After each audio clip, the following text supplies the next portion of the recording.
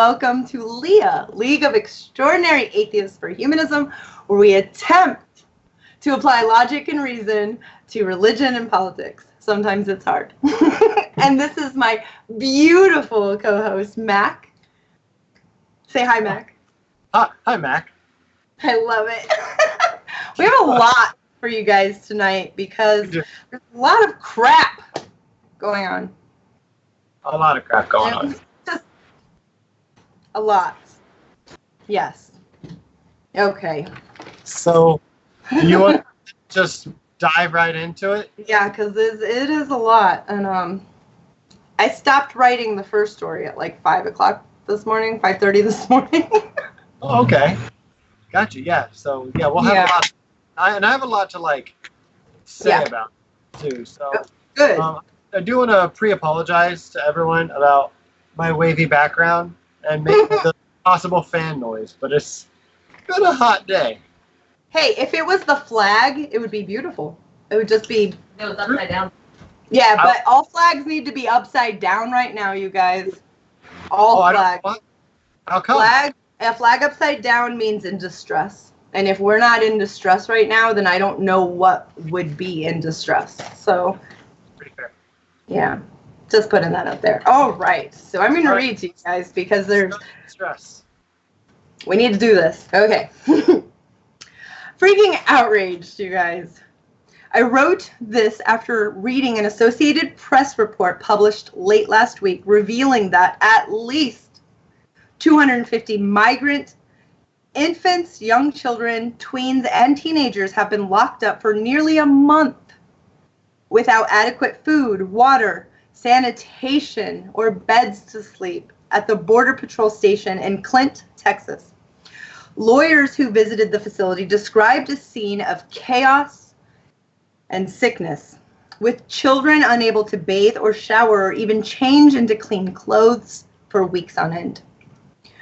This Associated Press report came the same week that the Trump administration argued in federal court, no less, that the government is not required to provide toothbrushes, soap, shampoo, or beds to children detained at the border, and as other reports found, similarly squalid conditions at a number of immigrant jails. This data I'm about to bring to you is from Warren Binford. She is a lawyer who interviewed children at the detained place in Flint and the Associated Press. These locked up children have also been reportedly fed uncooked, frozen foods that have been allowed to thaw on the counters, and uncooked rice that is still frozen many times. And young children are being forced to care for the infants and toddlers and young preschoolers themselves. One local lawyer said that a sick 2-year-old boy was being treated by 3 girls between the ages of 10 and 15 years old because no one else was helping this little baby 2-year-old boy. Can I jump in there real quick? Yeah, go for it. Because I wanted to clarify some of the food that they're having. Mm-hmm. I forget everything that they're having, but I wrote it all down. It's in here. Awesome. Yeah. Every meal. Well, since I opened my mouth, I'll just mention dinner. The frozen burritos. Yep. You know, the ones that you buy for 40 cents to give yourself diarrhea. It's that's what we're feeding these kids. Yeah, so. 7-Eleven junk food. That's what it is. Yeah, pretty much. Anyways, go on. Okay. Attorney Holly Cooper is on the record saying, in my 22 years of doing visits with children in detention, I have never heard or seen this level of inhumanity. Holly Cooper is an attorney for detained children. This is all she does. So for her to go, oh, wait a minute. Lawyers who visited detained migrants at a processing center near McAllen, Texas, reported, quote, migrants, including young mothers and children, were being jailed in unsanitary conditions, sometimes being forced to sleep outside because of overcrowding. You see, we're seeing today in this country A young migrant child died nearly every single month so far while in border control custody. So there has to be ways to prevent babies, toddlers, and children from losing their lives in our migrant lockup facilities, said Warren Binford, a professor at Willamette University. And so, while trying to figure out what was going on in these government facilities, Warren Binford and crew sent a whole team of attorneys, doctors, and interpreters to meet with these children and find out about the true conditions in which these young, blameless, tiny humans are being kept. They were not originally planning on even going to the Clint, Texas location because it is an adult facility. And the facility historically has had a relatively small occupancy maximum of 104 humans, adult humans. However, they received reports that children and very young children, toddlers and babies even, appeared to be moving to this usually adult-only facility. So, Clint facility was added to their list of visits. When they got there on Monday morning, they were immediately given a roster showing that there were over 350 children at this facility. When they scanned this roster over, they found out of that 350, over 100 young and very young children were in this facility.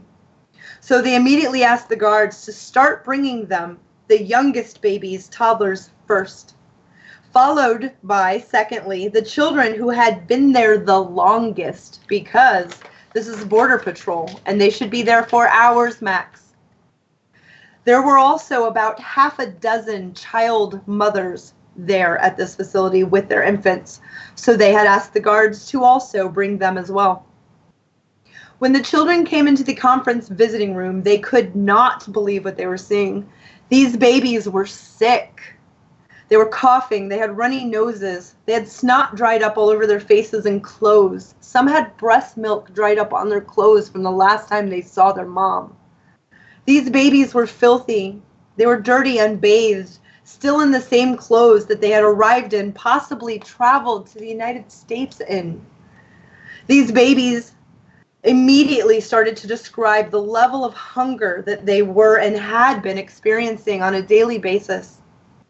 These young children explained that they were giving nothing but the same meals 3 times a day, every single day, day in and day out.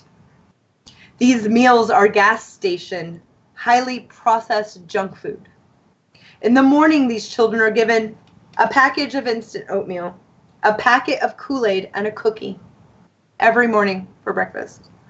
Every day for lunch, they are given instant soup, a cookie, and another packet of Kool-Aid. For dinner, they are given a frozen burrito and a plastic wrap, as found at a gas station.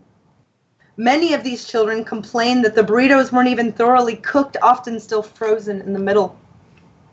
With this burrito, they are given another cookie and another packet of Kool-Aid every day for dinner. Young children and toddlers are being given this meal. Young mothers, everyone that is locked up, this is their meals every single day. And so on a regular basis, these children were saying that they were hungry and that they were always hungry. On top of that, the children started to describe rooms in which they are locked up in, saying that there are 25, some children saying 50, many others saying even 100 children per room, locked in a room. One small boy said that when he first arrived to this facility, there were over 300 children in a locked room together. When this team of lawyers, doctors, and interpreters spoke with the Border Patrol officers who are running this particular facility, they reported to the team that they had recently undergone, get this, an expansion. But the team could not figure out where in the hell this reported expansion could be or was. So after the first day of interviewing the children, the team drove around the facility, and they saw a metal warehouse without walls. The team could not believe that this metal warehouse without walls could possibly be the expansion that the Border Patrol officers were speaking of.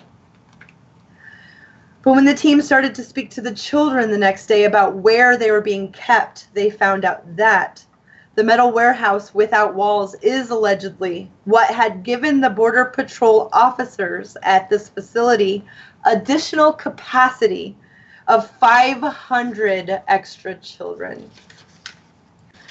When the team asked the children, "Who is taking care of you?"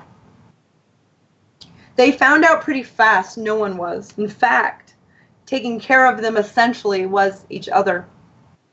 These children are locked up in these cells, rooms, if you will, for 24 hours a day.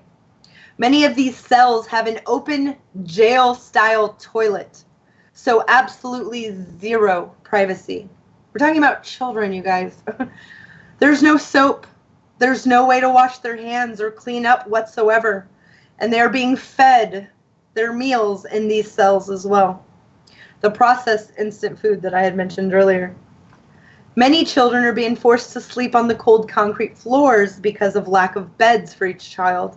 And lack of sleeping spaces is forcing many others to sleep sitting up against the wall without any blanket except the harsh aluminum ones that we've all seen now. And know that they are not comfortable, these aluminum blankets.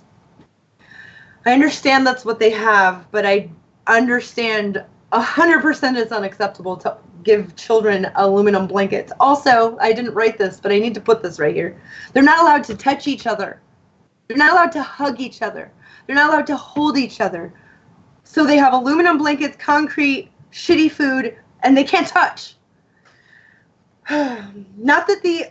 Not just the older children either. During these interviews, this team heard of infants and toddlers having to fall asleep on the concrete floors with nothing but an aluminum blanket. No pillows, no hugs, nada. Preschoolers and school-aged children as well having to try to fall asleep this way on cold concrete, away from their families.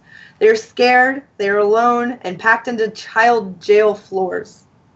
To make things worse, as the team was trying to call in and see the younger children, being especially concerned about the vulnerabilities of super young children in places like this, they found out that there were a number of children that could not even be brought into the investigators, the doctors, and the interpreters, this team, because they were just too sick to be moved.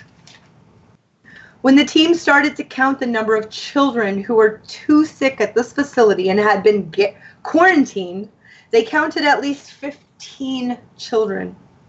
That's 15 children that this team knew about. How many facilities around this country house children? How many of these facilities have sick and or quarantined children who are just too sick to be seen? When the team finally got access to these quarantined sick children via telephone, after a lot of work, they quickly learned that the conditions inside these quarantine areas were completely horrendous as well. These very sick children with high fevers are being put on concrete floors, sometimes on mats on the concrete floor with aluminum blankets when they have extras. These very sick children are being locked up together and largely unsupervised for days on end. These very sick children are being brought the exact same instant processed foods that the healthy children are given every day. These sick children do have someone to come twice a day. This person is someone who works there, and 2 times a day they come in to take their temperature and give them medications. So there's nobody really caring for them, caring for these children who are sick, despite there being adults everywhere, supposedly in here. Think about this, will ya? The children that have died already in detention centers around our nation have died from influenza, the flu, with high temperatures. Dying from the flu is very, very rare in a developed nation like the United States of America. But as you know, these are not conditions that anyone would expect to see in the wealthiest nation in the history of fucking ever. This team is fearful that someone else is going to die here. That's why they came forward. So fearful of this, the team had an impromptu meeting back at the hotel room of Warren Binford, team member. She asked the team, quote, "What are we going to do about this? Because another child is going to die," end quote. The team called the attorneys who are in charge of this case. They described what they are seeing inside of this facility and then asked, what can we do? What should we do? And for the first time in over 20 years of doing these type of visits, these attorneys told this team to go ahead and get a hold of the media so that they could get these children out of these facilities as soon as possible. And so they did. But as they prepared for going to the media, the team learned even more. Let me tell you about an incident with lice in this Flint, Texas facility. This incident is especially concerning to me, a mom, and this team. It starts with a visit. This visit was originally scheduled for 3 days of visits with children. First day was a Wednesday. The team started to hear from several children similar stories. That there was an incident that happened in one of the cells. Apparently, there was a lice outbreak in one of these cells. 6 of the children in this cell were found to have lice. Those 6 children were given lice shampoo and told to wash their own hair. And the other children in that cell were given 2 lice combs. They were told to pass these lice combs around and make sure to comb your hair with it in order to make sure that if you too have lice, you could comb it out with these combs. But sharing lice combs, I can't get past that part. This is it's what were these kids supposed to do? You know, if what happens if, let's say, they used the comb and they pulled out a bug, a lice was on that comb. They're in a room full of kids. Now what? Now what? That bug jumps to someone else's hair because you have to have adults. You need a bowl of soapy water. You have to comb out. You have to kill it. You have to put it in. I mean, there's any parent out there knows that this is fucking wrong. So wrong. I mean, I think what you have to do is you just have to sacrifice one of the kids and just give them all the lice, right? I'm surprised Trump didn't say that. I'm surprised Trump didn't come out and say that. You know what? Actually, what we probably should do is we should send these kids back immediately because they're the ones who brought the lice here in the first place, probably. Right. Migrant lice. How dare they bring lice to our They're good way violent. They rape other lice. They get in gangs, lice gangs. It's bad. Okay. What were these kids supposed to do if they found lice? Only 6 got the shampoo, so why even try? This story actually gets even worse, Mac. One of these little kids lost one of these lice combs. I know. The guards hit the fucking roof in anger. The guards yelled at these children, berated these children, scared these children, had them crying. Then these guards, I'm sorry? I said, and then what did they take? Oh, well, then these guards took out all of this particular cell, these children's bedding. They took away the children's mats that they slept on. They took away the children's blankets. They told the little children that as punishment for losing that lice comb, that they were going to have to sleep on the concrete that night. The team just couldn't believe what they were hearing. They couldn't believe that guards were willing to, they couldn't believe that the guard were really going to do what they had threatened the children with. So the team arranged to come back the very next day specifically to interview those same exact children to find out if they had been all made to sleep on the concrete floor or if it was just a threat meant to scare the children. And in fact, they heard from multiple children that yes, they were forced to sleep on the concrete floor that night. Also, the team witnessed many young children taking care of infants and toddlers all by themselves. 10-year-olds trying to care for very sick toddlers and preschoolers. Some 7 and 8-year-olds were trying to help soothe and take care of toddlers and preschoolers themselves. Warren Binford describes one especially concerning child, a little girl who had not showered or bathed, had her hair washed or combed in so long that literally the hair on the little girl's head in the back was so matted up and snarled that it was going to take a couple of hours to attempt to detangle this head of hair on this little girl, or it was going to have to be cut off above the knots. When Miss Binford saw how matted up this little girl's hair was, she became so deeply concerned that she immediately got up and went to the guards and said, quote, "You need to give this child a bath. You must wash her hair and use conditioner and detangler. You have to get the matting out of her hair." Imagine handing this child to her mother. Like, what kind of people are we? Otherwise, her whole head would have to be shaved. When she came back the next day to ask to make sure that this little girl had been given a bath and shampooed and brushed, she was assured that she had been. So Miss Binford called the little girl on the phone and asked to see her personally. When she was brought to Miss Binford, she looked and smelled exactly the same as the day before. Same exact clothes even. Warren Binford demanded to know what was happening around here. A 13 or 14-year-old girl told Miss Binford that a 7 or 8-year-old girl is actually looking after that little dirty girl and couldn't get the dirty girl to agree to bathe, couldn't persuade her to shower. So the guards, just being done with the whole thing, marked her off as if she had been showered. No one had brushed out the matted clumps in this little girl's hair. Nobody cared to. So, where are these children coming from? Why are they separated from their families? Where are their parents? So, looking into this, I found that about half of these children have family inside the U.S.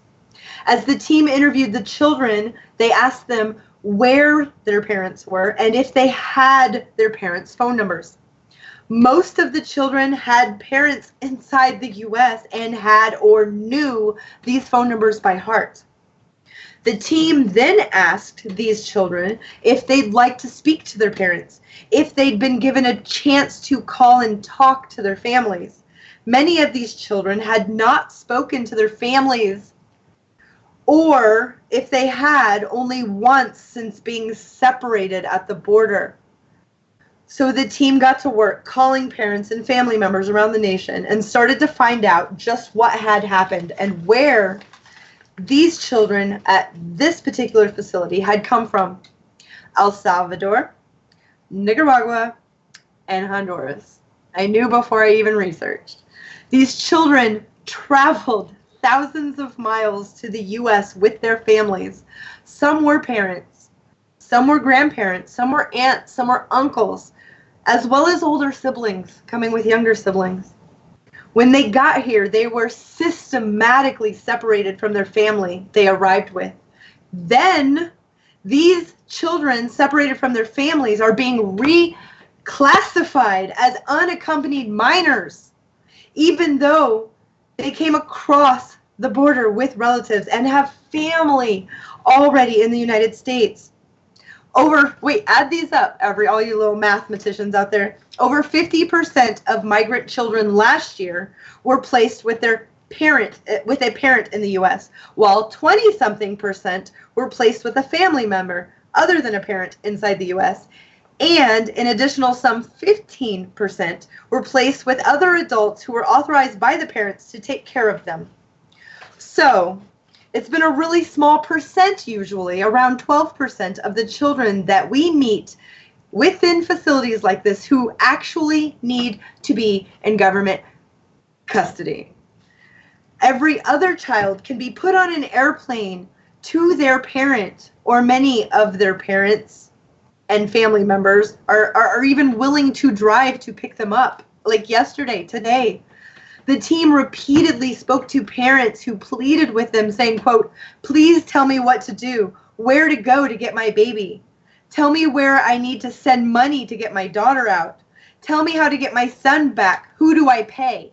Are you kidding me? Ransoms? Like, these people are willing to do anything to get their kids back, and we're holding them for what? I'll get to that.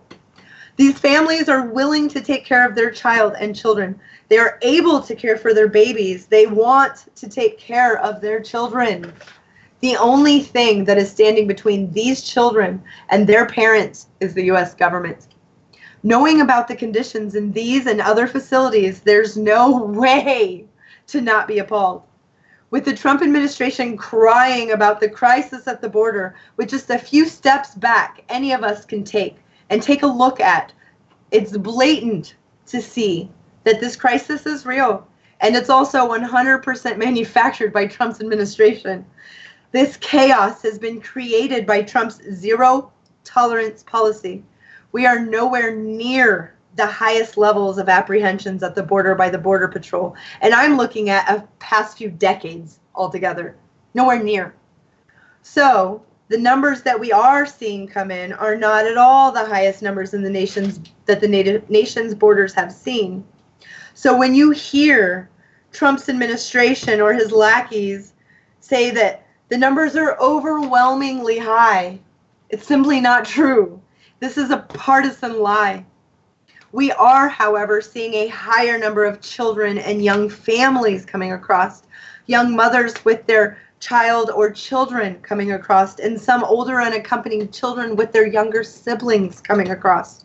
However, we do have, I promise you, facilities to take care of them, because as I mentioned earlier, most of these children do have families here in the U.S. who can and are yearning to take care of them. So the administration currently has, and anyone can look this up, 12,000 beds online where they can take care of these kids.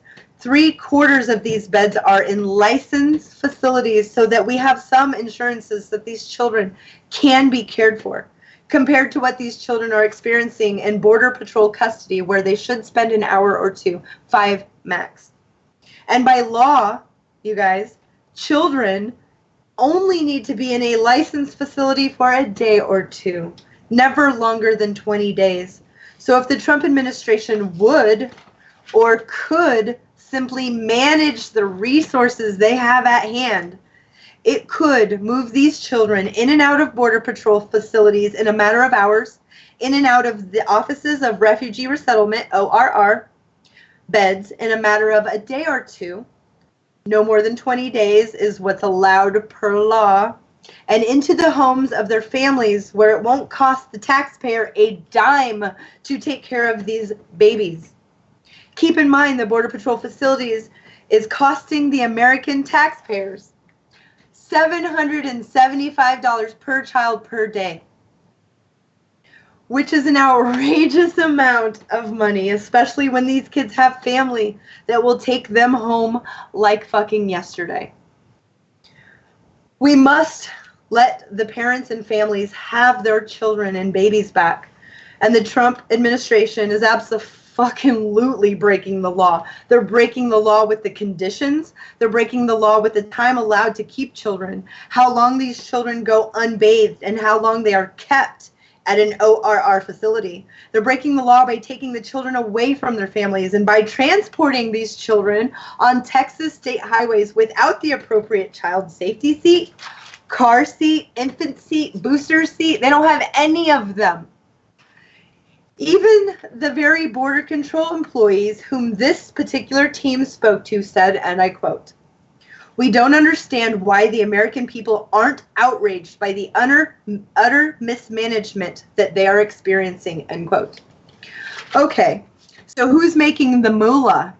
Because wherever there's mass injustices, there is someone or something or somewhere that is benefiting. So I did a little research. This is what I found. Hold on, real quick. Mm-hmm. Go for it. That one's done. Okay. Yeah, that was for Mac, everyone. Mac last week. Everybody got to say what their favorite part of LEAH so far was. And Mac said when I do deep dives and research. I do love deep dives. I really do. I did. But I couldn't not on this one. Yeah. It'd be hard not to. So. Next one's small, by the way. It's not long like that. Cool. That's okay. before you jump in again, though, I do want to try to talk about it just a little bit, because I'm sure you haven't seen the chat yet. No, Don't no. Don't go in Don't go there. there. It's dangerous. No, but we do have someone trying to make the point, well, if you don't come in here legally, this wouldn't happen, right? So I'll get to that. obviously, yeah, if you didn't come in here illegally, it wouldn't happen. Also, if you just didn't come here legally, it also wouldn't happen, maybe. If you just didn't come here.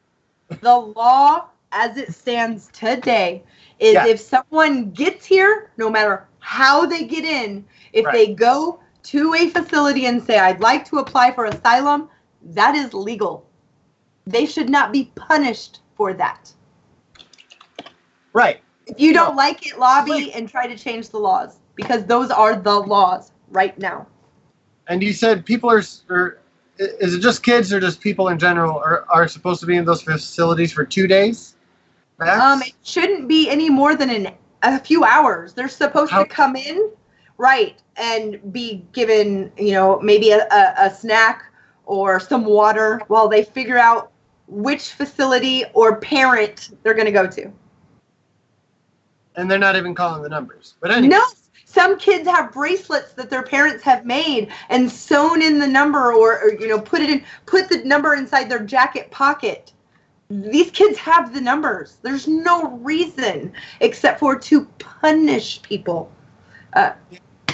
It's a deterrent. As a humanist, this story. I mean, I couldn't researching it. I'm pacing, reading. Oh, yeah. Yes. So there's nothing a child could do that would make me go, but they broke the law. I don't. That's dumb. Come on, we are better than that. If a 15-year-old brings his 4-year-old sibling and they're fleeing for their life and they want asylum, okay, then you help them. Like, there's no, well, they got here illegally. Like, that's change the law, because that's not the law right now. Yeah. And I mean, my point is that whether they come here illegally or not, they're being treated like this. People are being turned away at the legal points of entry. Yeah. So it's really not. So if they come in illegally at this point, we can't, in good conscience, really take any illegal crossing seriously when we know that there are some points of entry where they're turning them away to enter illegally. Like, oh, you have to go over here, and then they arrest them, right? So we really shouldn't charge anyone with entering illegally. There's no law that says entering through a place that's not a border crossing is a felony. There's no law that says that. It's like an infraction. It's like hey, you really shouldn't do that. But let's say that you do, but the first law enforcement person you see, you say, hey, I want to apply for asylum. You have not done anything illegal. Right. So to handcuff them behind their back and take them to jail is unacceptable. Yeah, to take them to Border Patrol, yes, of course, you have to be processed. I'm for vetting. I'm for making sure that we have people that have credible fear. But I think that all of the crap that we've done, overthrowing the governments of Honduras, it's one of the most dangerous places to live. If a gang comes to your house and you're a 30-year-old man with your 29-year-old wife and your 3 kids, and one of your kids is a 10-year-old boy, and the gang's saying, your 10-year-old boy is going to sell drugs for us, or we're going to kill your wife. I'm fucking fleeing. I'm fleeing. I'm leaving. I'm out of here with my kids, and if we have to walk through the desert to get my kids to safety, that's what I'm going to do. I think that people should put themselves, like, get out of your America head and put yourself in someone's shoes. Like, let's say this was the environment here in America.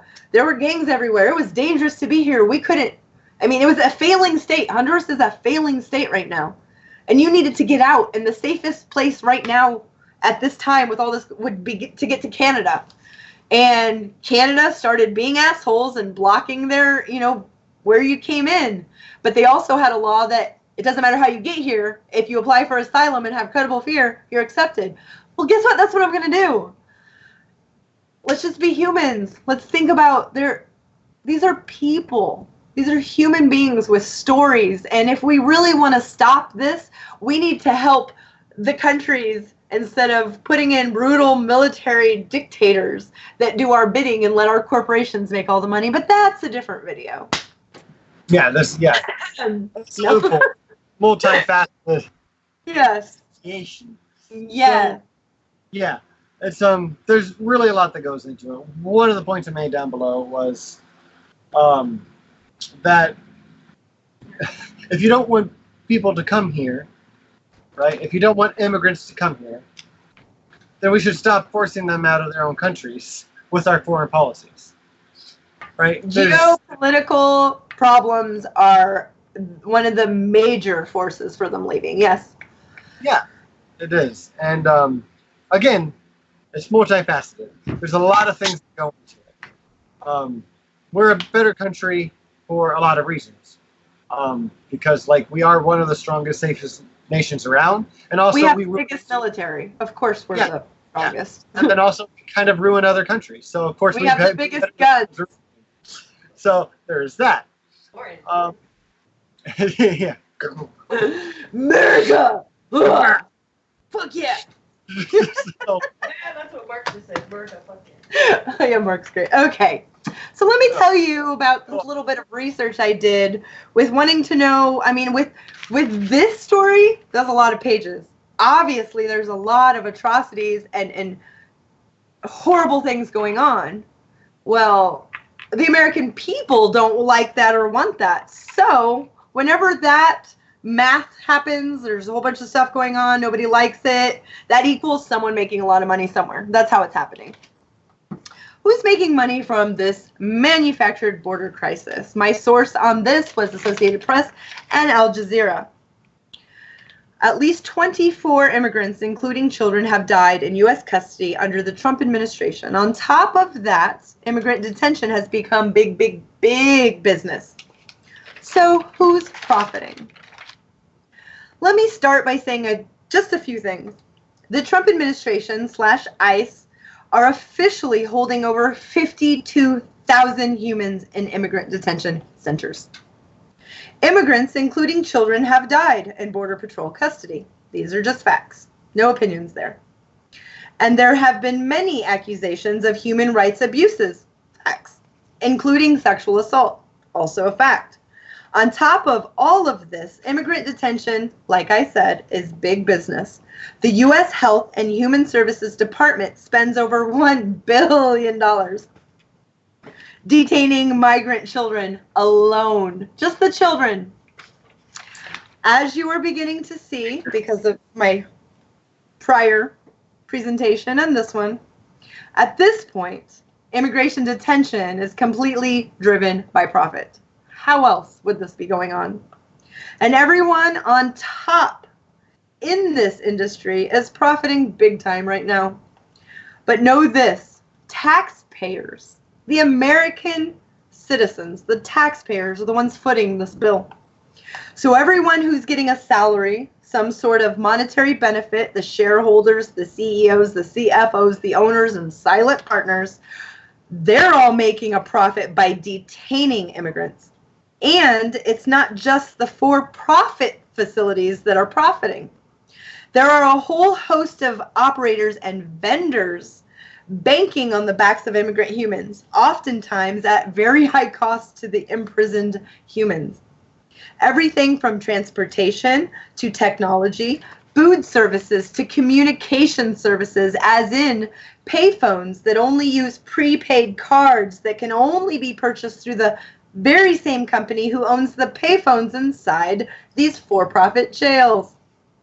All of these outside vendors signed contracts with the for-profit facilities.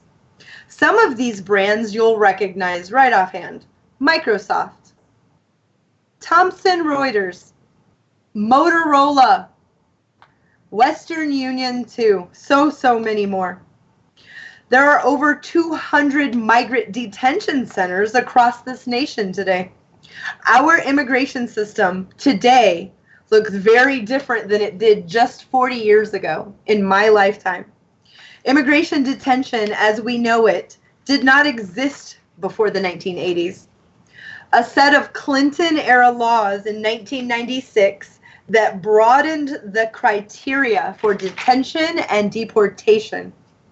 These policies helped pave the way for mass deportations and detention.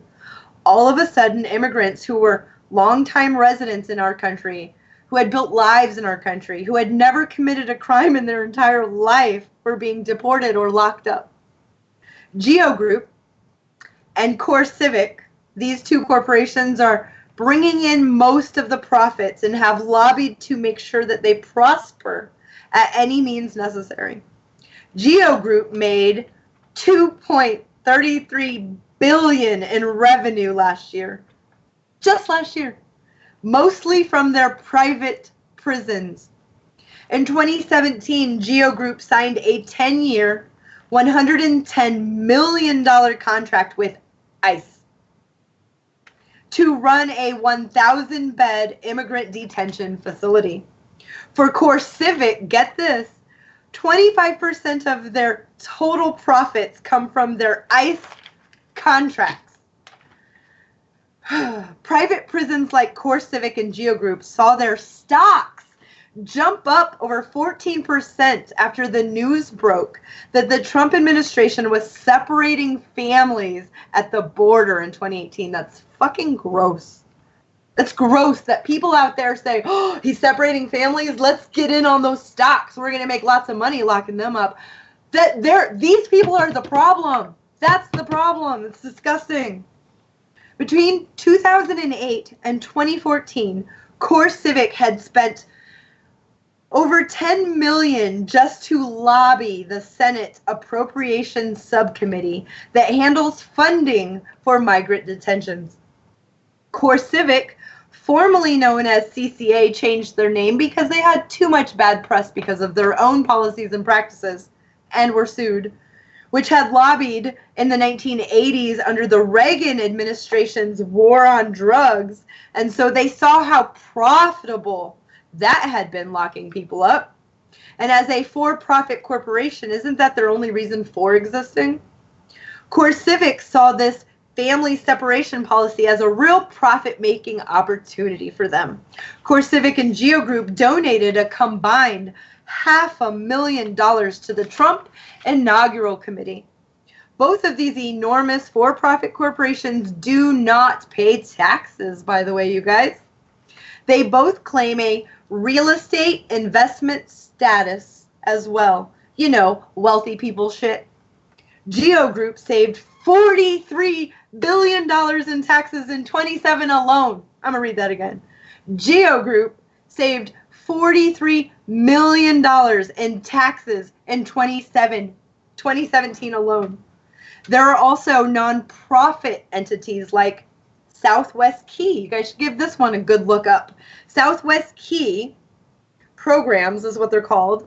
It held Juan de Leon Gutierrez, the little boy who died. Before he died, that's where he was. It also runs 24 facilities that collectively house over 5,000 children right now. They are a nonprofit. I'm going to say that probably a couple more times. Southwest Key has raked in $1.7 billion in federal grants in just the past 10 years.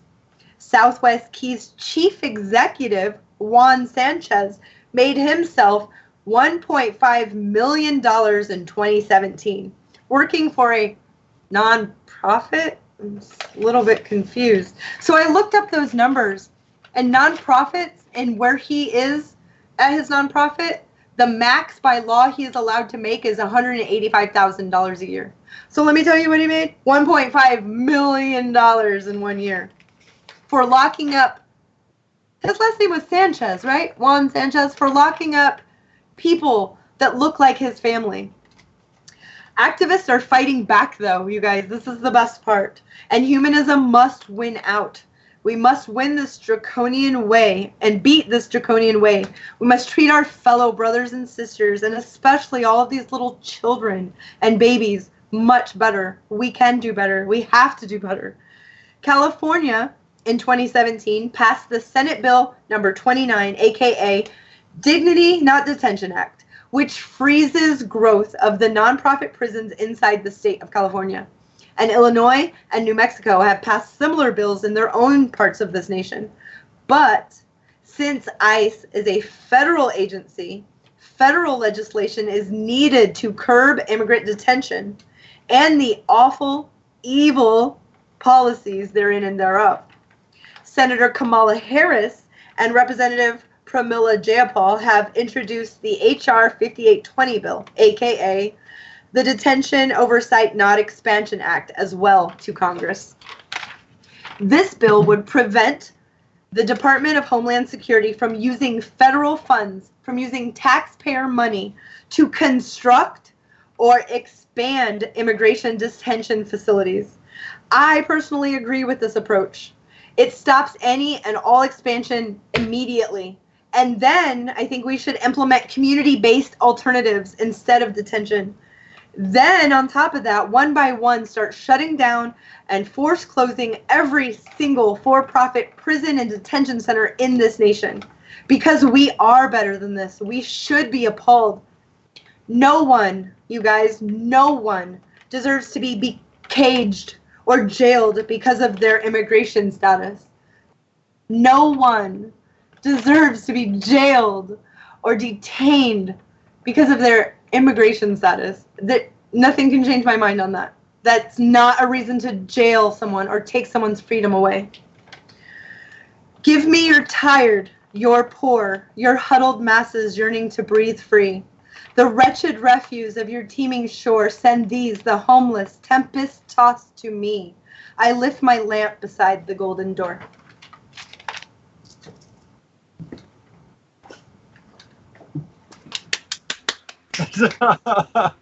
Very nice, Christy. You're getting a lot of compliments down below. No, I will look later, I promise. Can't look and read. I wish I was that talented. I can walk and chew gum though, and I can pat and rub. But I can't do it this way though. Close enough. You can do it on one side. It's probably better than me. Thank you. I think that my next tattoo, I just told Stacy this earlier, I want give me your tired, your poor, your huddled masses yearning to be free. I want the Statue of Liberty quote on me somewhere, because if that, to me, when I think of the American dream, which of course it's just a saying and every country has the, Yugoslavian dream, the Venezuelan dream, I understand that.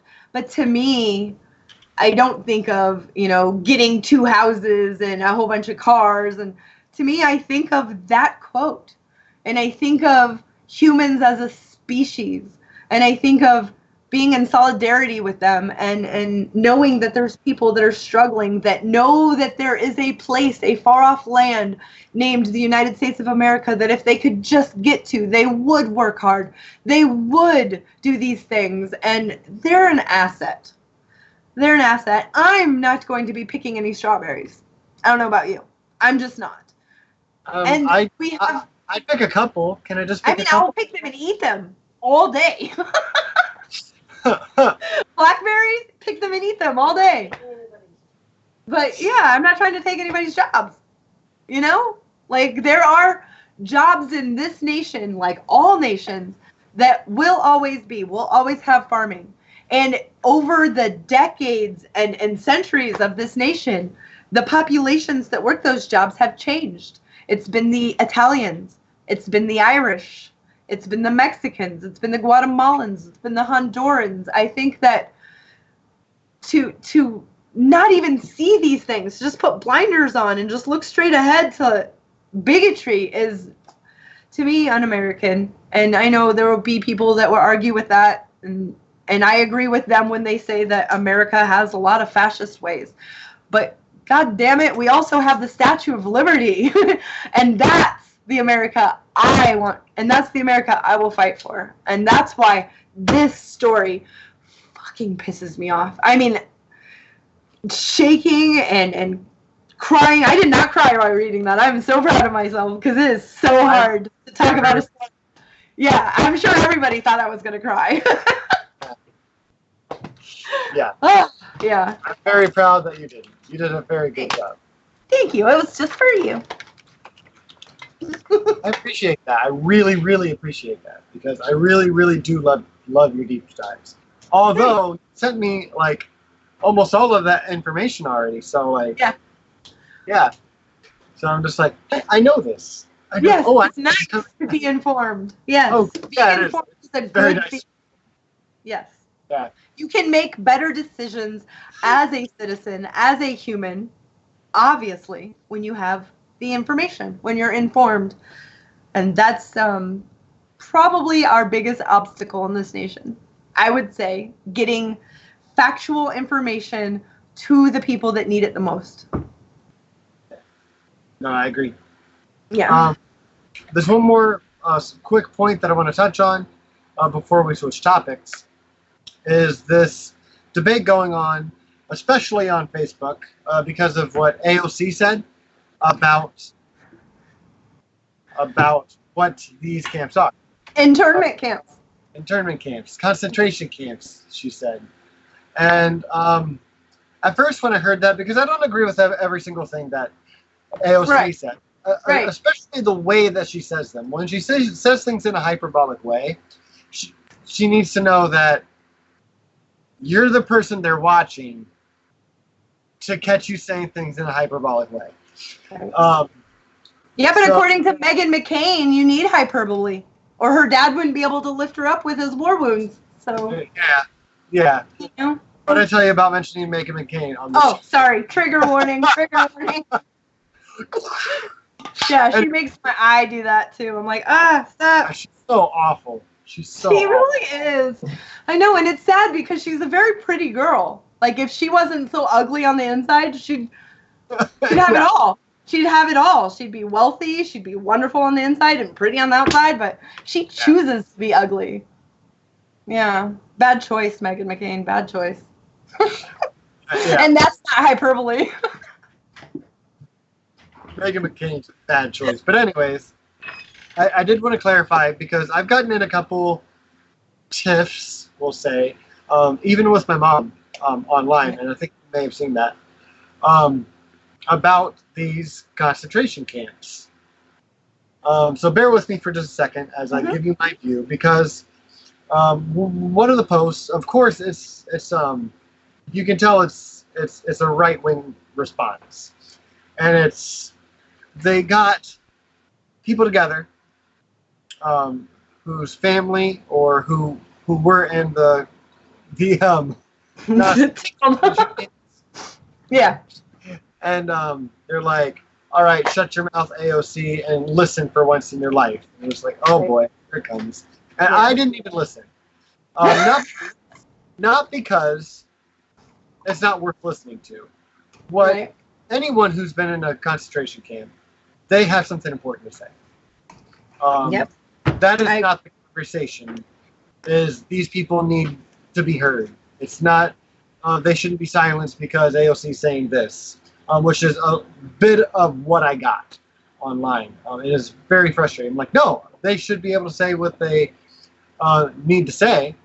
But also, if they're saying these aren't concentration camps, and you ask me, are you saying you know better than these people who were in concentration camps? I'm like, my response was fairly bold in saying, I think I know something they don't know about concentration camps because they're wrong.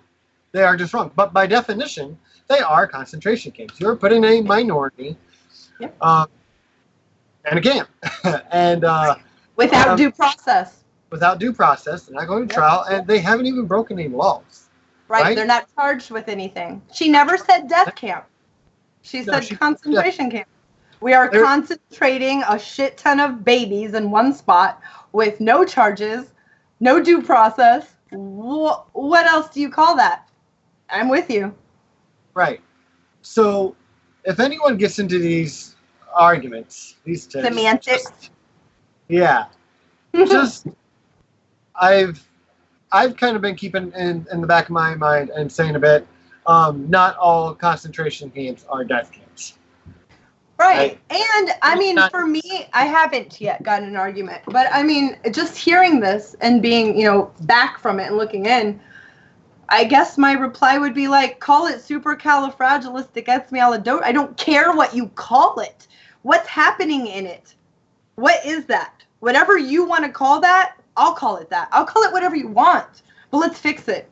So if they want to take the argument away from what is happening to what we're calling it, because it's easier for them to fight. We've got to be able to look at that and be like, yeah, no. I mean, you can call it whatever you want. And maybe you don't like the way what she called it, how she called it. Maybe you don't like her. What's that have to do with what is happening to these children? Nothing. Nothing. So wrap it up, flip it, rub it down. Like, I don't like next conversation. Yeah. And I know it's not that easy, and some people just, will never concede to that. So that's why I would concede. Fine, we'll call it whatever you want. Right. Now let's talk about what's happening in it and stop talking about what we call it. That's the main thing. You need to realize what's going on in here, and you need to do a deep dive and figure out what the fuck is going on in here. Yeah. Because again, I was asked, you don't even know what these places look like, whatever. I'm like, no, actually, I do. I've seen footage of what's going on in there. I do have an idea of what's going on in there, and it's bad enough. And we need to do fucking something about it. I mean, it's bad enough that these attorneys who never say go to the media, they say no, zip it. They said go to the media now. Because it's the only way. And so, yes, by saying it's completely fucking horrible, helps people pay attention to it. Yes, it does save lives. We have to, that's saving lives. And these children will never be the same. I mean, some might be fine and just have kind of like a distrust. We're going to be fortunate if that's all that it is. Most of these doctors and psychologists have said that they're going to have to deal with trauma for the rest of their lives. I had 2 daughters. I nursed both. They didn't take formula. I can tell you that the hardest part of the story is nursing mothers having their babies taken from them. That's a different kind of evil. And not in my fucking name. No way. You better not in America in 2019. That's evil. And I don't even believe in you. That's what evil is. That's evil. That baby doesn't eat any other way but their mother. And now you're going to not only take a trauma and put a trauma on this child, separate them from their mother, but their digestive tract is so sensitive, and all they've known is breast milk, and now you're going to give them some, formula, which when a mother chooses to give formula that is nursing, they implement it so that it's not such a, the babies can become constipated and their stomach hurts. And yes, I know in the grand scheme, a little bit of constipation isn't the end of the world, but as a mom, it's her job. That's her job to take care of that baby. And if you need to put her in border patrol, which I'm okay with, that people come in, you have to find out who they are, get their paperwork. I got it. But you don't take any children from families. But you don't take a baby that is nursing from their mother. And then these babies, some of them hadn't had their diaper changed in almost a week. That's torture. So yeah, internment camps. Yeah, more. A couple of them were more. They had counted the amount of, body per, more. And that causes not just irritation, but like this skin is inflamed at this point. Probably bleeding. Probably, it's probably. Yeah. Let's not think about it. Because it's That's a cool. Aww. Emergency. Such a hot too. Yeah. Yeah. I don't get it. The only reason anybody would do that was to hurt people. Yeah. I think, this is my own personal view, and I'm going to give it quickly because I really don't want to just open another door for this. But I personally think this is treasonous. Yeah. For this administration, for the Border Patrol to be doing it all, because it undermines, not really necessarily directly, primarily our government, but it sure in hell undermines the American way and the people and the view that the rest of the world has on us. Right? It ruins that we are the leaders of the free world. No, we're not. You just we're the can't leaders say that. because we have the most force. We have the most say-so. And because we have the most say-so, my viewing of that is, with great responsibility, with great power comes great responsibility. So that doing things to hurt people has to be beneath us. It can't even be in our vocabulary. And, they did this as a deterrent, right? That's why this zero tolerance policy was to be a deterrent so that other people, before they made the journey, would know, hey, they will take your children. But it hasn't stopped anything because I'm a parent. Let's say I have a baby and I'm facing rape and murder all the time and no prospects for jobs. I have to go. Anything is better than that. Anything, even if it means that my child isn't with me, but we're in the United States of America, that is going to be better than being raped and dying. So we need to acknowledge the facts of this crisis. The crisis start down below and then come up here. The people that are coming here aren't the government sending their worst. These are people trying to flee the worst. Right. So it didn't work as a deterrent. What it did do is it hurt us. It hurt, of course, the children first and foremost. It hurt these vulnerable, the most vulnerable people are always hurt first.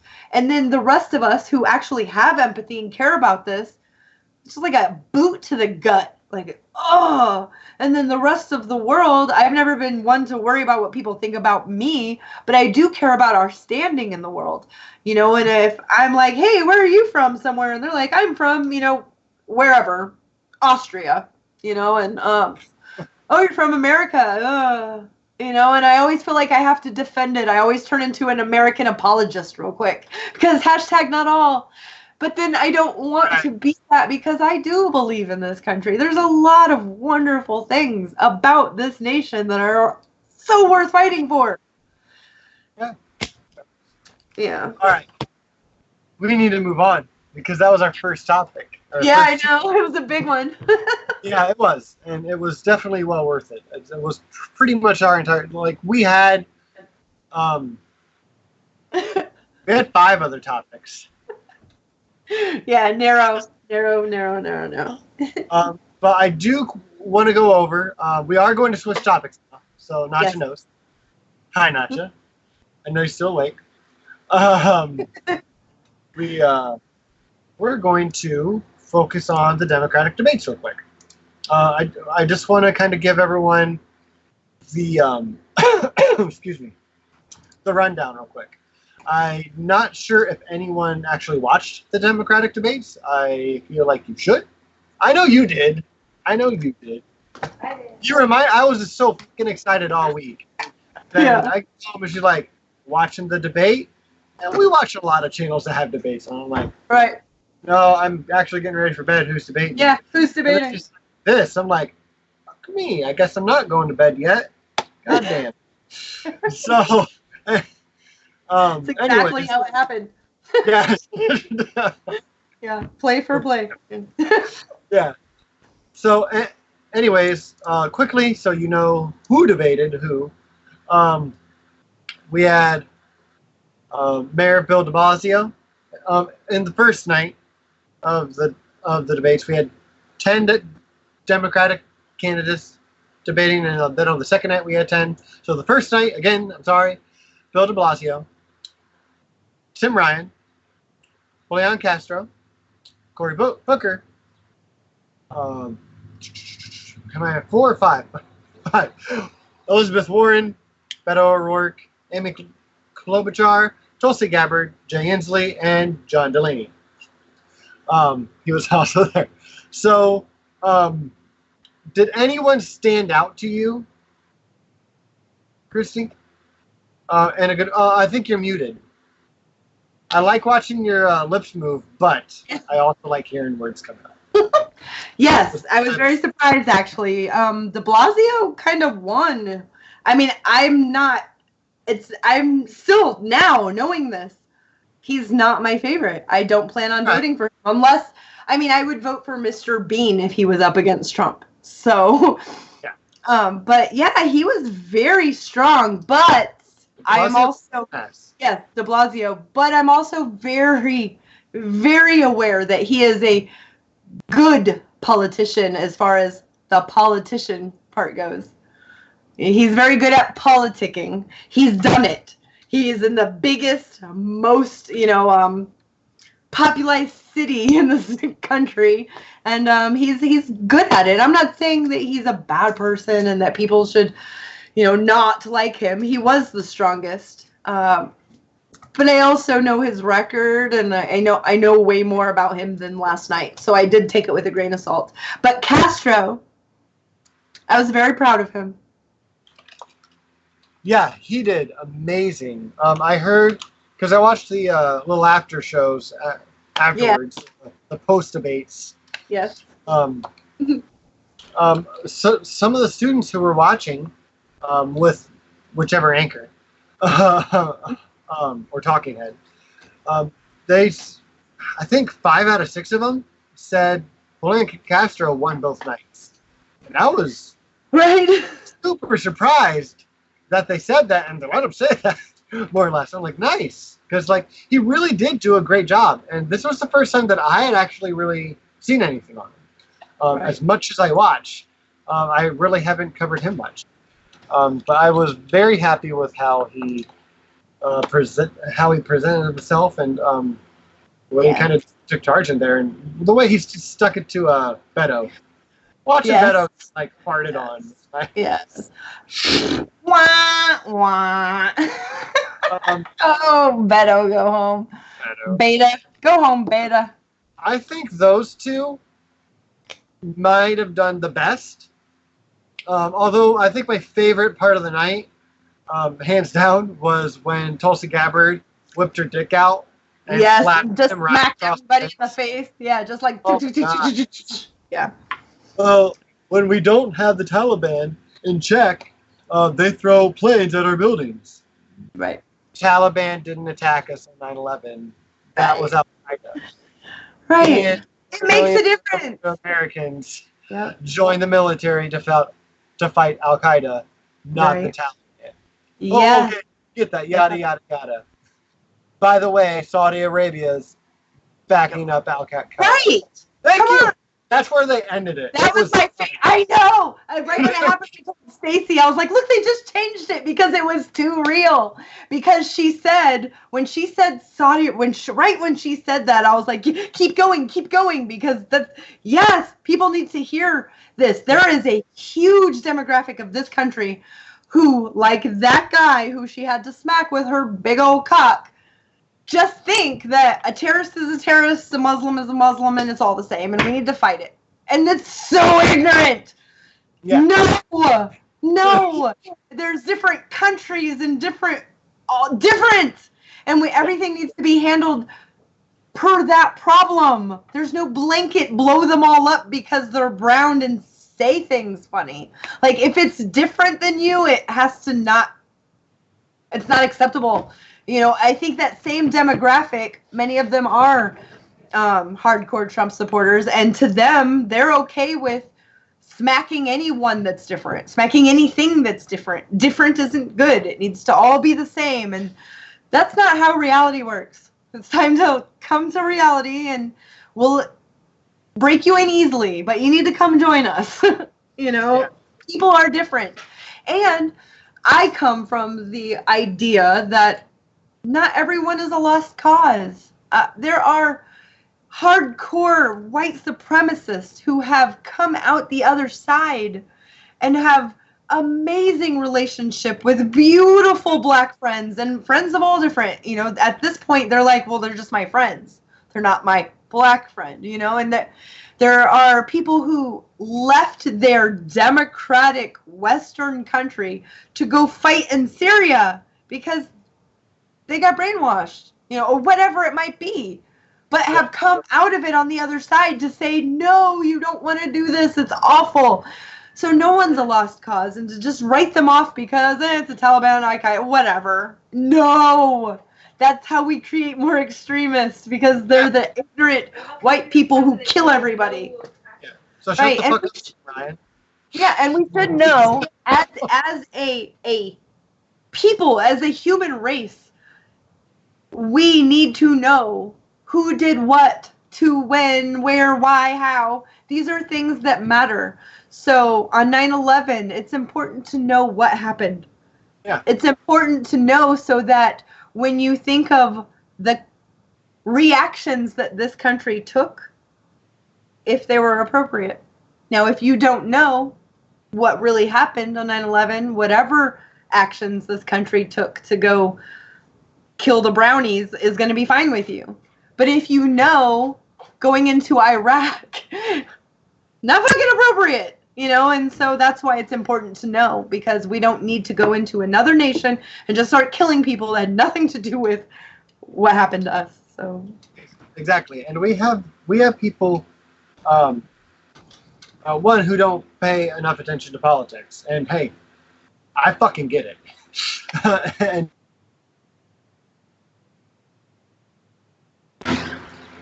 who were alive then, but don't remember what happened because they're young adults. It's been 18 years, coming up in September anyways. So, as I said last week, if you're not paying attention and you don't know the difference between Iraq and Iran, then we've always been at war with East Asia. That's what I said. But the point is, what Christy said is valid. You need to know what happened during 9/11. You need to know who attacked us. Or not only do you make a jackass of yourself when you're a presidential candidate talking about what we need to do in the Middle East, or Central America, or wherever. Right. You should be an informed citizen, let alone politician. Democracy is not a spectator sport. It's not. Right. You can't sit back and then go, well, I don't like all this stuff that's happening. Right. That's not how this works. Unfortunately, democracies are a lot of work. They're messy. They're hard. Having a monarchy or a king would be easier for the leaders. But that's not what we want. So if you don't want that, then you have to get involved. Your options are have an oligarchy, aka kings and queens that aren't really titled that, but they're the wealthy leaders and we're the serfs, or get involved. And I'm not saying spend every waking hour doing things like Mac and I, but maybe, 2 days a month where you spend a couple hours of reading about what's going on locally and federally, or watch LEAH every Friday night. Yeah, there you go. Or ask me questions. I love to research. I will find the answers for you. She will talk to you about it. I promise. I won't shut up about it, actually. I love it. So real quick, on the rest of night one of the debate, and I would like your feedback just a little bit on it, but I want to try to stay focused on just the debate. People who surprised me that I ended up enjoying what they said at least a little bit. Jay Inslee, even though he comes off kind of weird, I'm just like, all right, hey, he kind of elbowed his way in there, and he had some good things to say, especially about climate change, if I'm remembering correctly. Yes. And Cory Booker, I'm like, hey, right, you were I was so surprised than I thought, and I appreciate that. Mm-hmm. And so it made me feel like if Cory Booker would get on the ticket on either spot, I'm like, I wouldn't absolutely hate it, but I still wouldn't be happy about it, right? Yeah. So, Yeah. I mean, I could just like eliminate many of the candidates right now for many reasons. And that doesn't mean to me that I don't think that their voice or ideas are important. I do like that Corey has had to move significantly to the left. Or wait, camera, that way. That's my right, but my left. He's had to in order to compete. All of them have had to, except for maybe Warren on her financials. Financial ideas and policy. She is where she is. She's brilliant when I do still feel Bernie #1 and Tulsi for vice president.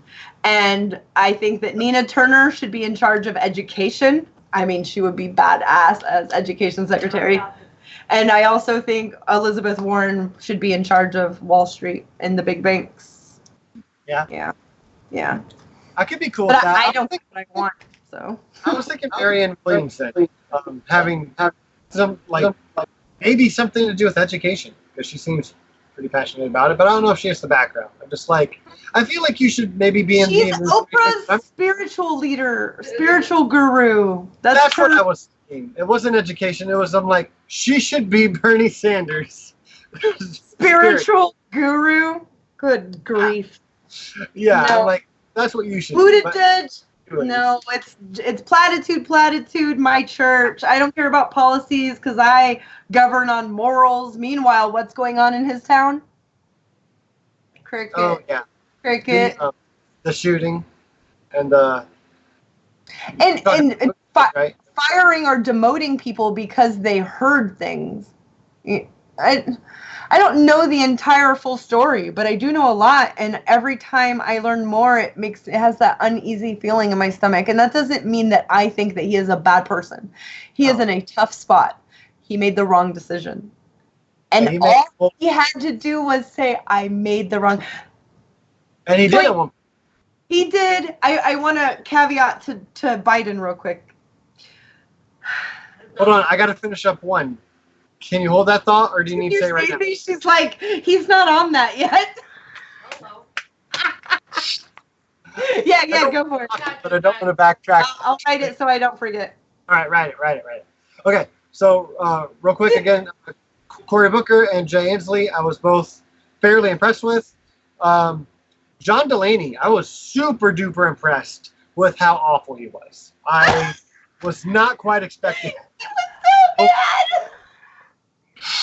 so bad. Also, I wanted to see Christy's face before I saw. He probably did the worst of the night. Next to him, I think maybe Amy Klobuchar did. She tried, and I'm glad you tried, bro, but you're still down there. And then Beto O'Rourke, he got farted on. And then Elizabeth Warren, to me, she did all right. Yeah, definitely.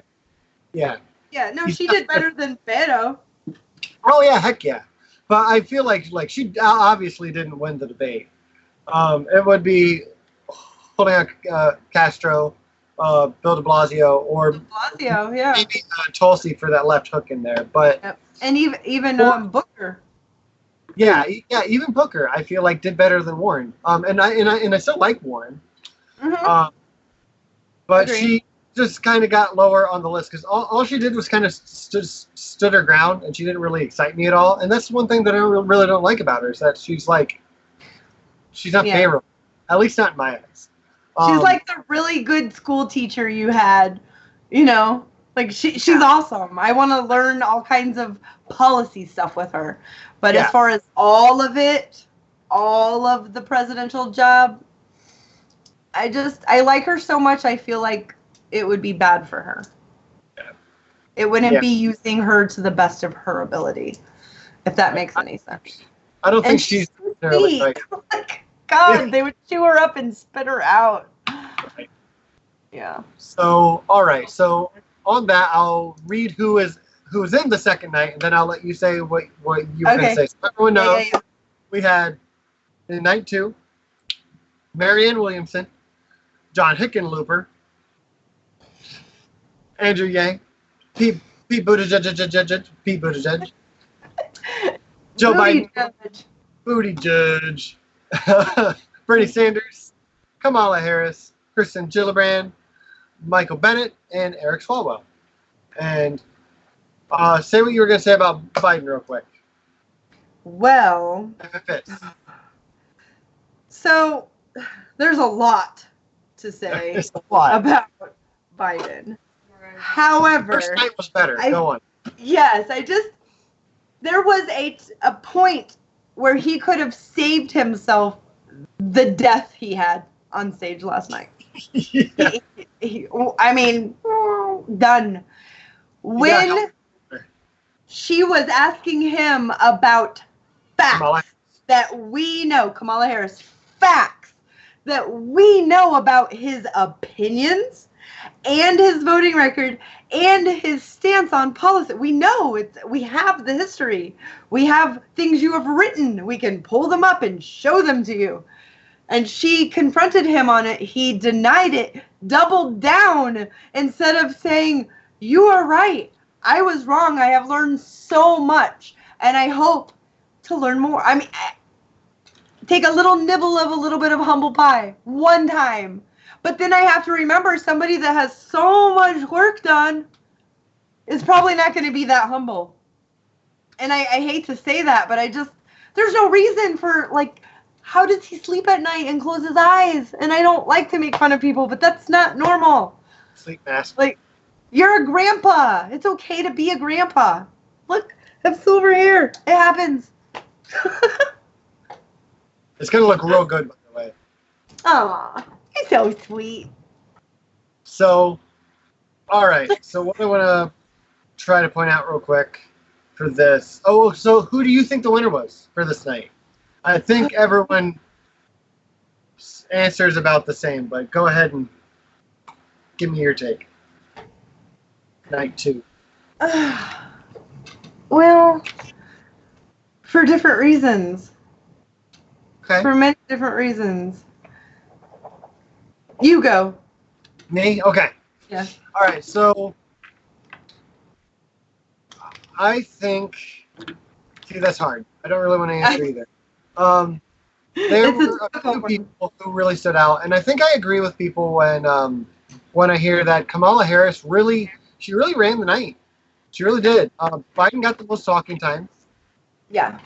And we didn't use any of those pictures. That's fine. Sorry, Nacha. Anyways, yeah, we had graphics this week, and I'll show you some actually here in a moment. There's your cue, Nacha. We will utilize it, so it's not for naught. Anyways, so Kamala Harris, I think, may have done the best. Person number 2 on my list, though, may surprise Christy. I think Kristen Gillibrand. I think she did a pretty good job. She used Bernie as a crutch a little bit. That's fine. They're the same on a lot of and that was smart of her. Say what? That was smart. That was smart of her, because I hate when I hear it. It makes me want to just like smack people when they say, we've had enough white old men. We're done with white old men. If we have options that aren't with the same policies, why would we choose an old white man? And that, to me, is identity politics. That's how you're not supposed to use identity. Who cares? Who is the person, the human, with the best policies, the most empathy, caring, most genuine? These are all things that matter to me. I don't care how they dress, how they talk. None of that shit matters. I care about the substance. And that would be Bernie. So that makes me mad that they're using that. I do see where they're coming from, and I could have been that person had I not had the last 2 years where I just kind of let go of like magical thinking and kind of embraced a lot of, really Socratic method questions to anything or belief that I am looking at or believing in. And so that doesn't work with me. I do like Gillibrand. She's great. But if I had the choice of her and Bernie, I would choose Bernie. Yeah. But it was smart of her to do that, because for the women, and I know a lot of them that say they're voting for a woman. That's what they're doing. I don't think it's right to do it for that reason, but I understand, that over 50% of the population on this globe, over 50, is female. It would be nice for the leading country of the world to, represent that, but I wouldn't want a woman because she's a woman. I would want the best candidate to be a woman, because that's how you get a woman from me. Yeah. And it's the same for me, because I never had an issue, even when I was I had a much different worldview. I was fine with a woman president. I thought all the arguments were fucking stupid. We'll get into war every month. All right, kids, fuck over it. Women are human beings. Last time I checked. But anyways, I don't think Amy Klobuchar is a good choice for president. I think Elizabeth Warren is the best choice for president by kind of far, medium distance. Yeah. I think if Kirsten Gillibrand was on the ticket, I'd vote for her. Yeah, if Kamala Harris was on the ticket, I would want to. It depends if Bernie or Tulsi went somewhere else, the Green Party. I'm all right, well, I'm voting for them. Right. 'Cause I would vote for Tulsi in a heartbeat. I'm not against a woman president. They just have to be a good presidential candidate. They have to be a human that I like. Yeah. Kamala Harris, I wanted Kamala Harris to run a year and a half ago before I started paying attention to shit. I'm just hey, she can hold Trump to the fire. Well, that was the only thing that mattered to me. Yeah, and she is not only left, but far left on many things that really matter to me. Civil rights, she is right there. But she also locked people up for marijuana and has it and helped lock up more people for it. And even though she used that whole, first marijuana, blah, blah, blah, marijuana as a plus for her, in her state, she put away so many black and brown people for marijuana. So now like I said, I'm a big time believer in people eventually doing the right thing, coming out on the other side of, renewing, being a better person, of all of those things. And so it is possible that she was wrong and has changed and is better. But I also see Harris a lot like Booker. Those two change on stances and positions when they have to. When it's called out to the point that their own constituents are like, listen, either you vote the way we want you to or we won't vote you in, then they change. And when we have someone like Bernie, who we don't have to do that to, and someone like, Tulsi, who we don't have to do that to, why would we vote for someone that we do have to do that to? Yeah. It's I like having this many people. Some people, I see a lot of more corporate leaning or people who don't pay attention a lot not liking it. It's just too much for them to keep up with. For me, I know the consequences of having so many voices. Those consequences are they're going to compete with each other to be more delectable to their base. Well, their base is progressive, so bring it. Out-progressive each other. I'm down. But I'll remember who was progressive before this started and who hasn't had to move left to fit in. Yeah, fair enough. Yeah. Highlight that I want to point out real quick, Eric Swalwell. Made me happy he was there just because he was the first one to kick Joe Biden in the nuts. Yes. It was so funny because they put Joe Biden's face up on the screen. I know. I don't know any political stuff right now, which is fine. Again, I get it. But I had to show her that, and she was happy about it. Yes. What he said was when he was 6 years old, there was a politician, there was a Democratic candidate in the race, saying that it's time to pass the torch, basically. And Eric Swalwell said that that candidate was Joe Biden. And I agree, it's time to pass the torch.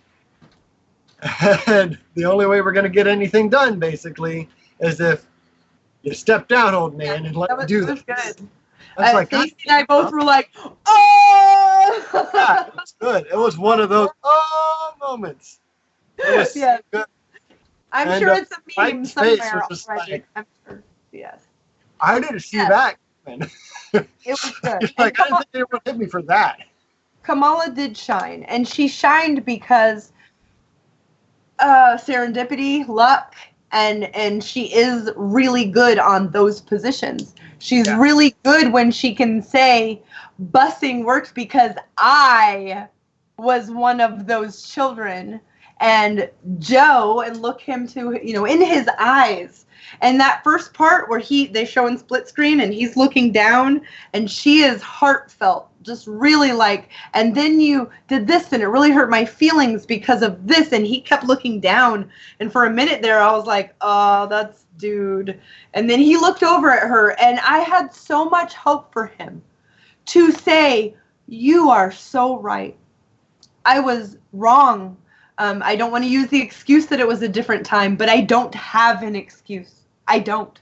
It was wrong. I see that now, and I would like to learn. But he didn't. He fucking opened mouth and insert foot and doubled down all the mile like this, not being able to close his eyes. Oh, that's a mischaracterization of my saying. Well, whatever. Like, we know what your record is like. Yeah, we know. He should have taken a page from Pete Buttigieg's book when he was asked the question, why is it that only 6% of your police force is African American when the population is 26% African American? Let me read you. This is 1975. Yeah. Joe Biden. Quote, I oppose busing. It's an asinine concept, the utility of which has never been proven to me.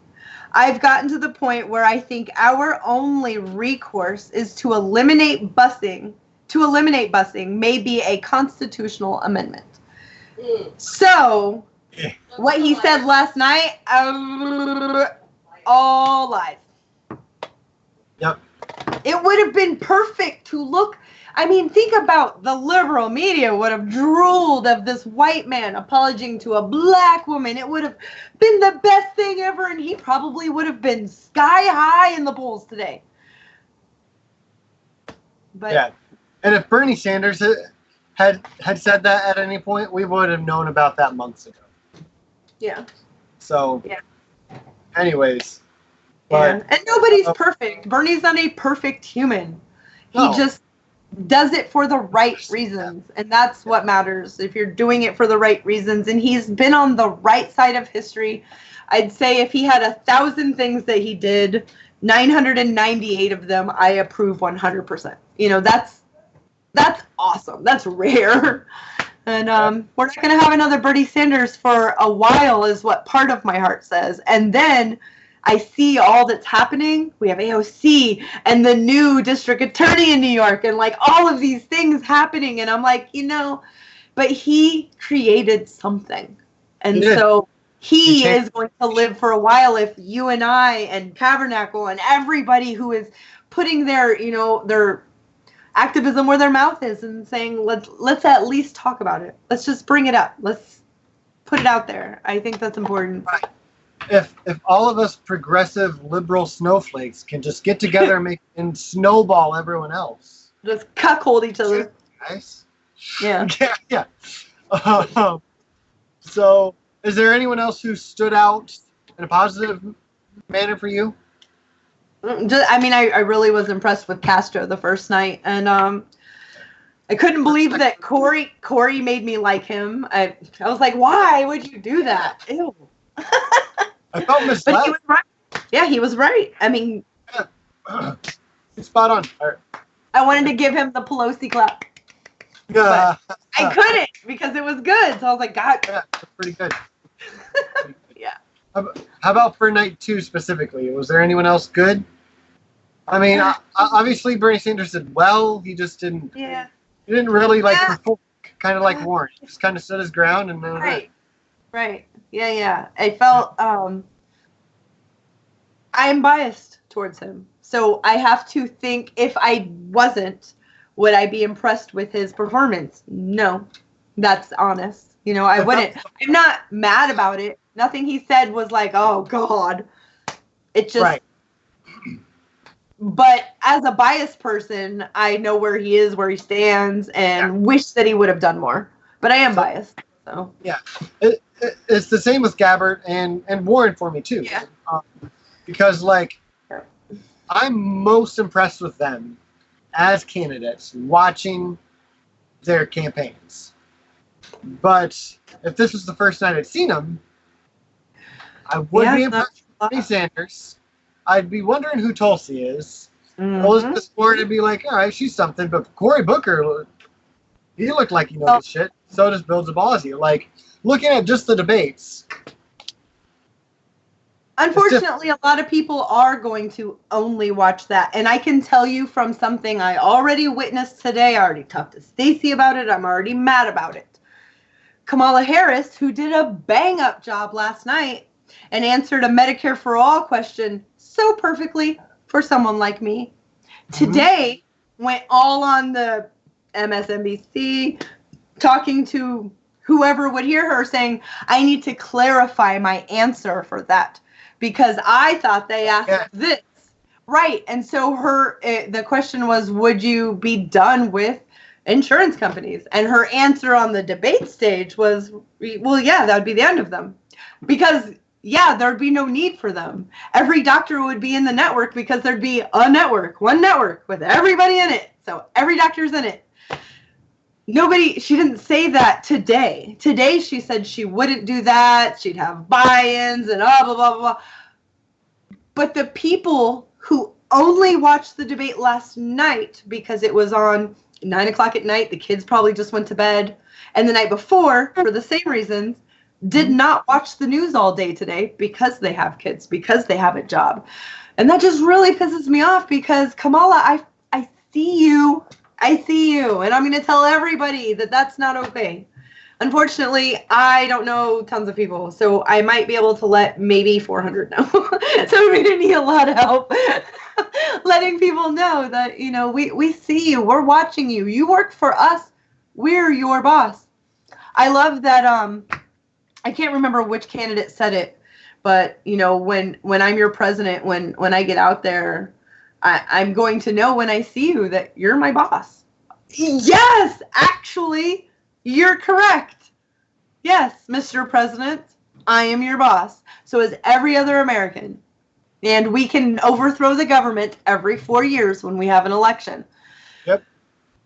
Yeah. We're going to overthrow this one. Yeah. Yeah.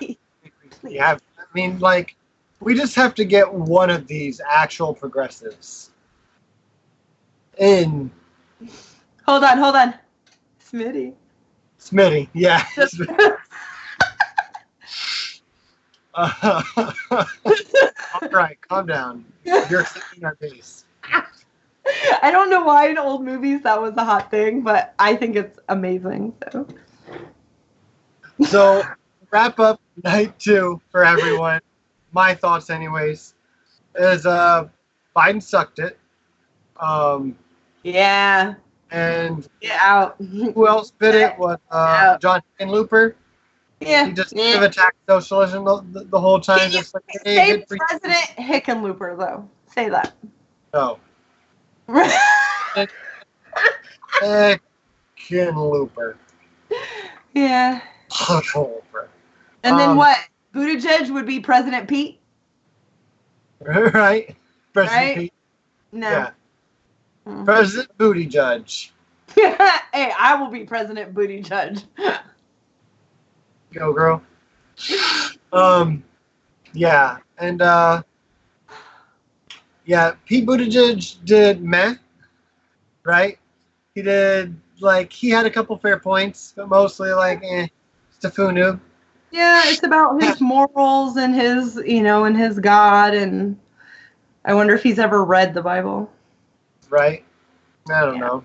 Michael Bennett didn't do so great either. No. Marianne Williamson, she made a couple very good, important points. Many of them, actually, yeah. As she always does. Mm-hmm. But she is not going to beat Trump. No. That's never going to happen. She might, because I feel like almost anyone could. But she does have a much lesser chance than a lot of other people here. She has a much lesser chance than Kamala Harris, because it's kind of hard to take her seriously, honestly.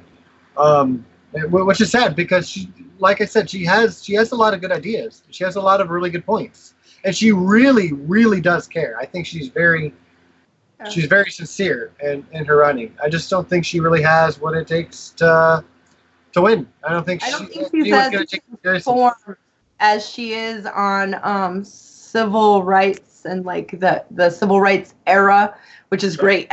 She's more. I think every American in Congress and the Senate, they should all know our history like that, like she does in civil rights. But I don't think that she is as informed when it comes to many other things, because she's come from a more privileged existence. And there's nothing wrong with that. That just means that you have to work extra hard to find common ground. And I don't think that she wouldn't do it. I do think that she would do it. Of course, but I don't think that she would like physically look for it to do that. She's busy, and I want more. I want more. I want more for this country, and I want more for this world. Yeah, I would love to see how she'd do it in like Congress somewhere, but I don't think she's a president. Right. So last but not least, I'm not really at last, but Andrew Yang, he did good while he talked for the least amount of time than anyone else. Like, I think he was super. Didn't you notice he was super nervous? Yeah, yeah. I think that he was. But today, all day, he's been out spouting that the only reason nobody heard from him is because ABC or NBC or whoever turned off his mic. So he wasn't able to talk. And I'm like, I don't believe you, because this is national television. And at any point you could say, hey, my mic's not working. Yeah, because I didn't see at any time or anything. I didn't see. So you're going to go. I need to speak up. And then just be like, okay, well, what's up? No. I expected to hear way more from him and Marianne Williamson and Hickenlooper than I did from Kristen. Kristen. Yeah, she really jumped in there. She really did. She used her elbows, and I was really happy about it. Throw them both. I didn't think I would be. At first, I was like, shut up. I'm like, hold on, wait, is she saying? Right. Wait, is she saying stuff? Yeah. Okay. She's saying stuff and things. Damn it. She's not the Amy Klobuchar of the night, is she? Yeah, I know. Yeah, I was very. It did not go how I thought either night at all. All right, so give me your top two of both nights and your bottom two for both nights. Go! Ooh. Hickenlooper and what's the other guy that got booed off stage? Lane. Yeah, like, just go home. Yeah, just pack it up. There's no point. If you're going to say the future of America has nothing to do with socialism and the entire crowd boos you off because what you just said doesn't make sense with an informed crowd, go home. Like, obviously it's not your time, or that time has passed. Just go home. And then, I want to say Bernie and Tulsi because I like them the most, but they didn't. Bill de Blasio, Castro, and Kamala Harris kicked ass. Yeah. Unfortunately, those are not the ones that I would want out of this group, but they actually, if I want to be fair, they did the best. And like I said, it's serendipity mixed with luck, mixed with being prepared for Kamala Harris, because it could have gone all different ways. It just so happened that the busing thing is an actual issue right now, and she's got this, and she benefited from it. There was no way he was going to dig out. So Hickenlooper, guy that got booed off for socialism, and Biden need to cut it out. Yeah. Yeah. And I agree. Those three did the worst both nights. I might even say Tim Ryan, because he really fucking bombed when Tulsi like came in there. Because like even I knew, I'm like, when he said Taliban and planes, I'm like, wait for it. Yeah, and Iraq. If you're saying we need to go into Iraq because of 9/11, you already don't have my vote. Yeah. Also, actually, I messaged you once I like tuned in, because I'm like, who's the dude who can't fucking sit still? It was this big weird dude on the side who's fucking wiggling around. I'm like, who the fuck is this guy? He can't even stay still. And then I see Tulsi Gabbard, and she's standing there like a soldier. Yeah, she's like, standing there, looking fucking respectable and respectful. And they're like, wow, I like seeing that. Who the fuck is that guy? Right, that big look.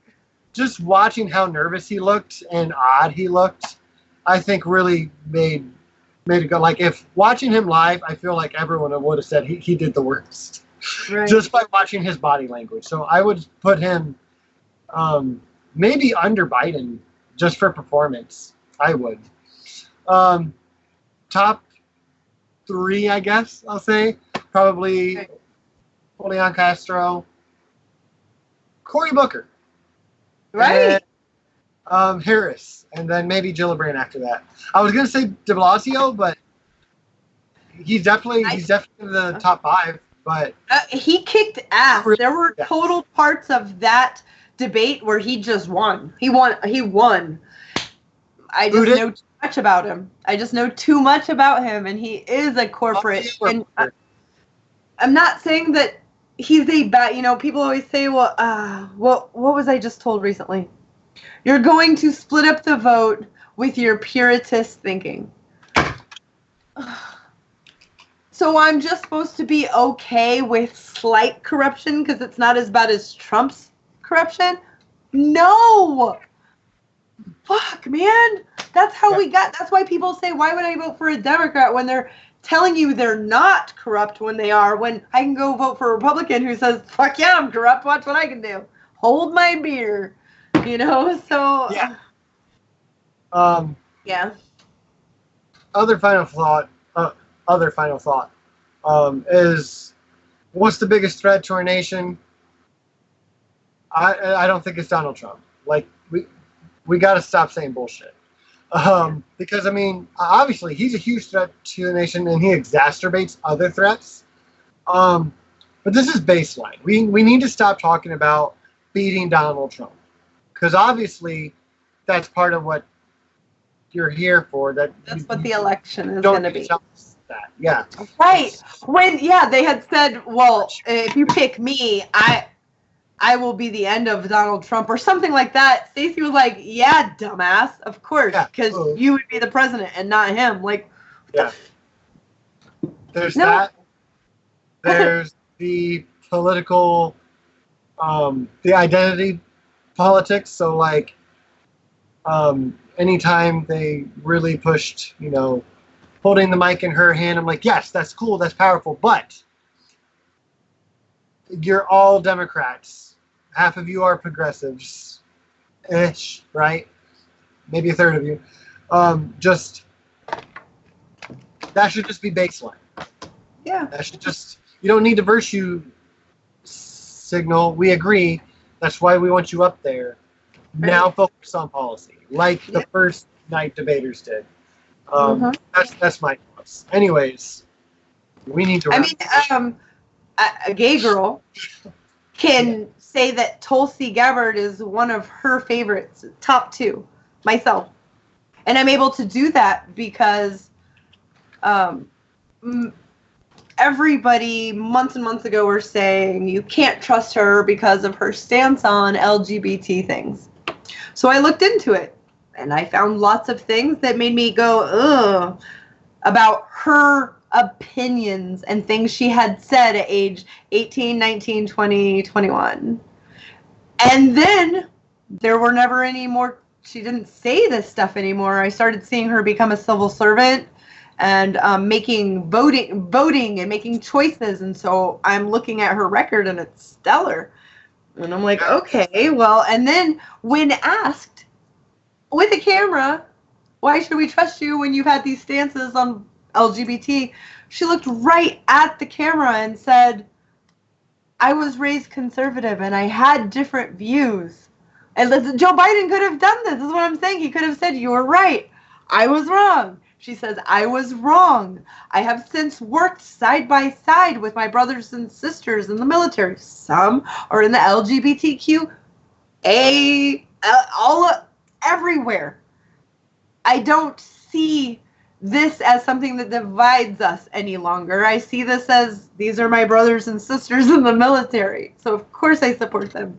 She was also a child. And then I think of myself when I was 18 and 19 and how I feel and think now. Like, yeah, please don't let me vote back at that age. Like, what was I don't even know the stuff I thought and believed. Most of it was leftover residuals from being raised by parents who were telling you this is how we think and feel.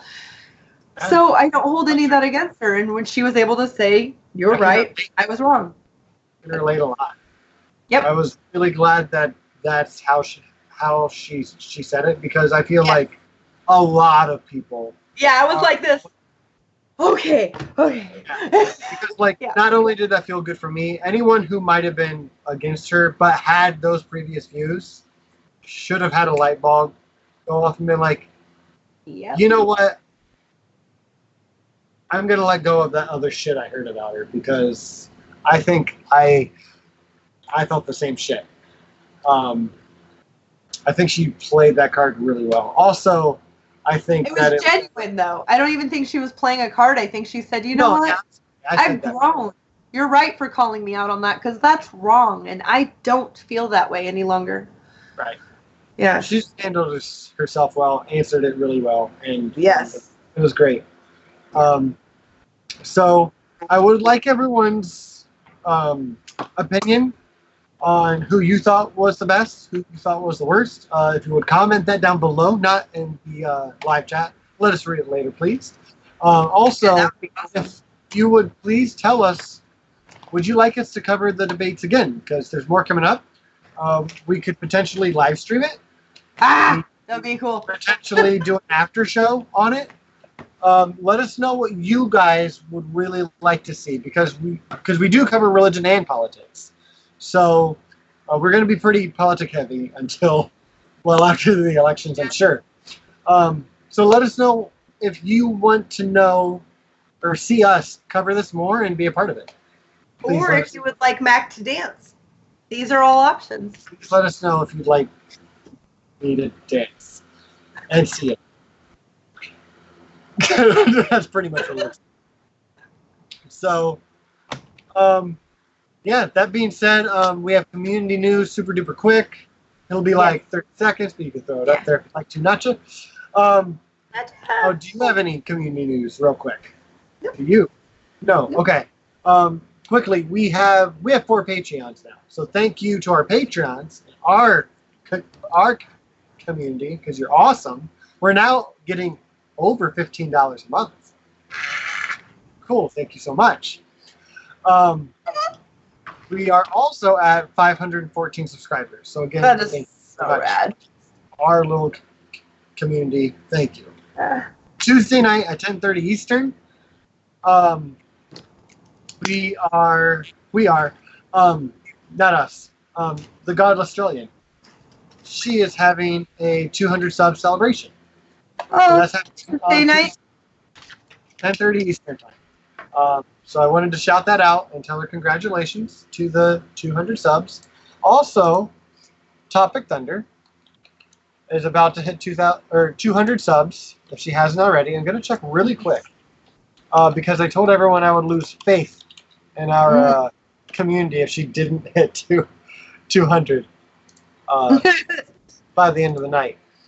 And she is at 193. So I'm going to put her channel link down below, and you fine people are going to subscribe to her.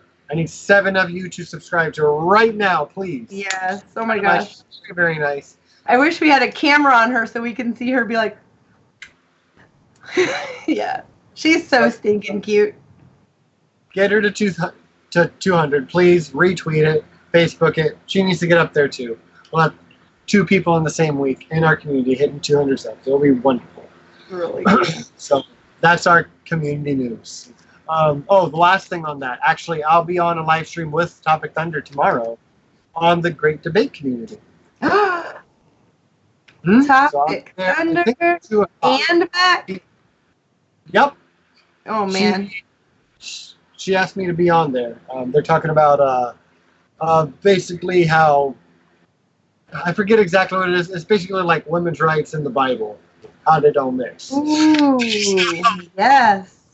So you're her feminist backup. Yep. I like it. Feminist I like backup.